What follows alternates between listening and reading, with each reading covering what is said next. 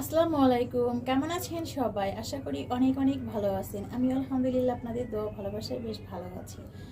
তো আমি বাজারে যাওয়ার জন্য রেডি হয়ে গেলাম। তো আজকে ফার্স্ট টাইম বাজার করতে যাব। বাজারে চলে এসেছি। বাজারে কিন্তু এখন প্রায় সবগুলো শীতের সবজি বলা যায়। তো দেখো এখানে অনেক সুন্দর সুন্দর কালারফুল সবজি। তো আমি এখানে লাউ নিয়ে নিলাম, তারপরে নিয়ে নিলাম কচু, ভেন্ডি, তারপরে পেয়ারা। সবগুলো ভিডিও করতে পারিনি, এই জন্য বাসায় নিয়ে এসে তোমাদের সাথে শেয়ার করছি। তারপরে কাঁচা মরিচ, তারপরে পেয়ারা, কচু, লাউ।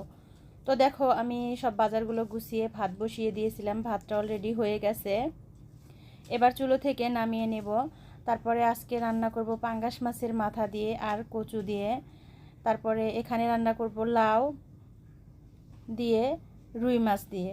তো দেখো এখানে আমি তরকারিটা অলরেডি বসিয়ে দিয়েছি। পেঁয়াজ মরিচ সব মশলাগুলো দিয়ে মাছের মাথাটা আগে কষিয়ে নেব ভালোভাবে। তো একটু নেড়ে চেড়ে ঢাকনা দিয়ে ভালোভাবে ঢেকে দিলাম। তো এবার ঢাকনাটা খুলে উঠিয়ে নেব, হয়ে গেছে মাছের মাথাটা। ভালোভাবে কষিয়ে রান্না করলে খেতে ভালোই টেস্ট হয়।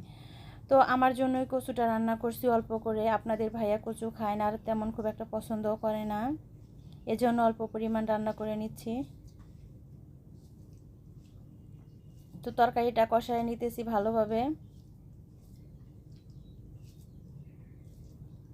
কচুটা খেতে আমার বেশ পছন্দ, তো এজন্য প্রায় প্রায় নিয়ে আসি। তো এখানে ঝোল দিয়ে দিলাম তরকারিতে। এবার মাছের মাথাটা দিয়ে দেব, দিয়ে একটু নেড়ে চেড়ে দেবো যাতে মশলাগুলো ভিতরে ঢুকে যায় এবং ভালোভাবে সিদ্ধ হয়। তো তরকারিটা কিছুক্ষণ জাল করে নেওয়ার পর আমি চুলো থেকে এবার নামিয়ে নেব, যাতে ঝোলটা কমে না যায়।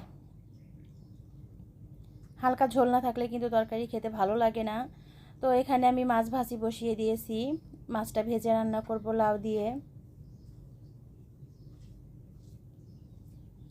তো দেখো মাছ ভাজিটা হয়ে গেছে, চুলো থেকে নামিয়ে নিয়েছি। এবার চুলোতে বসিয়ে দিয়েছি পেঁয়াজ, কাঁচামরিচ, কালো জিরা, 2 টুকরো তেজপাতা আর সব মশলাগুলো দিয়ে আমি ভালোভাবে ভেজে নিয়ে একটু কষিয়ে নিচ্ছি, যাতে তরকারিটা খেতে ভালো লাগে এবং ফ্লেভারটা ভালো আসে।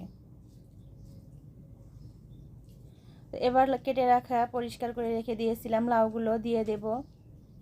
সব লাউগুলো দিয়ে আমি একটু ভালোভাবে নেড়ে চেড়ে দেবো যাতে মশলাগুলো ভিতরে ঢোকে এবং সিদ্ধ হয়।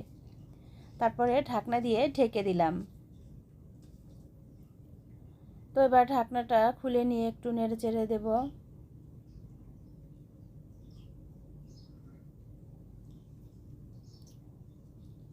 তো দেখো এবার তরকারিতে আমি ঝোল দিয়ে দিয়েছিলাম, এবার মাছগুলো দিয়ে দিচ্ছি।